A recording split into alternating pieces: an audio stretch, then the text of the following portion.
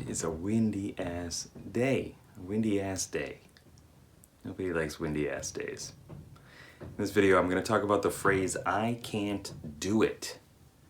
What that means, why you say it, and how you can get around it, and like how it's just completely wrong, inaccurate way of looking at life that pulls us in very often.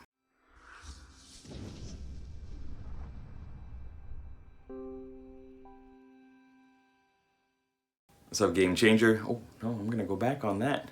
What's up, Legend? It's Sherman here from Geek Psychology, helping you find your true character and level it up so you can play life better. See, I've been going through my mind for some limiting beliefs and things that I just, repeat over and over again, and things that I also notice from these clarity sessions and interviews that I do with people. And one phrase that comes up a lot is, I can't do it. Whether it's explicitly stated, which it is quite often, or if it's hinted at and like implied that like you have low self-doubt or self-confidence rather, which leads to self-doubt. You can't trust yourself, you don't know what to do, you don't trust your past decisions, and within that you don't have that confidence. And so that phrase, I can't do it, comes out. I've thought in my life many times, I can't do it.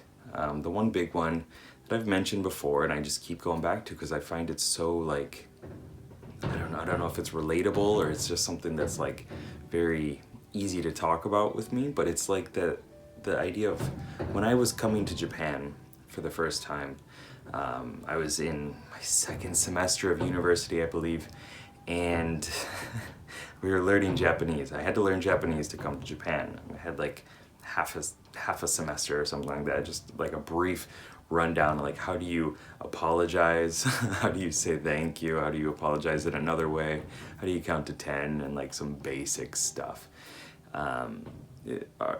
My teacher was very adamant that we knew how to apologize in case we spilled something, and that we knew not to approach Japanese people from the front. Sounds like a bear or something like that, or from behind them rather. You gotta like come at an angle so that you don't surprise them. So that's some of the stuff that I learned. But what stuck with me is I remember saying to myself and then to my friends, I don't think I'm ever gonna learn how to count to 10. Like, this is ridiculous. And I had studied Spanish for 3 years. I loved Spanish. I spoke quite often. Just to myself and my dog. I didn't have any Spanish-speaking friends necessarily, but I just loved the language and I would rattle it off quite often. But for whatever reason, counting to 10 in Japanese, I couldn't do it. I can't do it. It's too much. I just kept forgetting how to do it. And I was like, I don't think I'm gonna, be set for this. I think it's just gonna ruin me. I don't know if I want to go anymore. And needless to say, I came to Japan, I put myself in the environment, and I learned how to do it, right? I had to do it. I threw myself into the situation. And this is what I wanted to talk about. Tony Robbins was talking about in one of his programs that like, if you have this wall, right, and you throw your hat over the wall, then you force yourself to go over the wall and get your damn hat. I'm sure he says it more eloquently than that, but like, it's about getting yourself into the state that like, I need to do this. And how we do that, especially as INFPs, is bringing in a lot of emotion and fuel and conviction to do it. Like, I know when I have all my powers aligned, and I feel like Captain Sherman, I'm able to go after the things that I really want in my life. And it's by adding emotion to it. So if you throw your hat over the fence, over the wall, then you're gonna have that emotion of like, I need to do this, I need to go get my hat, right? And it's such a stupid example, I understand that. It's kind of dumb, but it gets the point across. If you add emotion to what you're doing, you're going to find ways of doing it. But a lot of times when we say, I can't do it, we're distancing ourselves from it. We're dissociating, we're seeing ourselves over here and, watching ourselves on a movie or something like that, just like struggling over and over again, and we're dispassionate about it. But if you really set yourself up to tap into your values, your towards values, like the things you want in your life, like growth and grit and energy and empowerment and health and happiness, like those are the things that like I live by. Caring, creativity, those are the things that like really get me going in life. And also the things that I don't like, indifference, laziness, fear.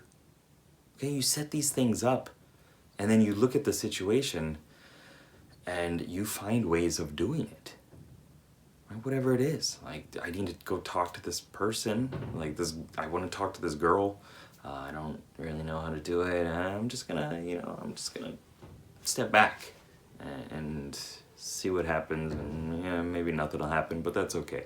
Like that's not right.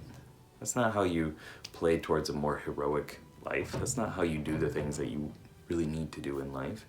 If it's a business thing, like, it can be scary. It can be scary to invest in yourself, invest in your projects, whatever it is. But it's important that you do it. And how you do it is to build in those motivations, that energy, the emotions, right? Make it something that like you have to do. And if you don't do it, the world suffers. If you don't do it, you're gonna regret it for your entire life.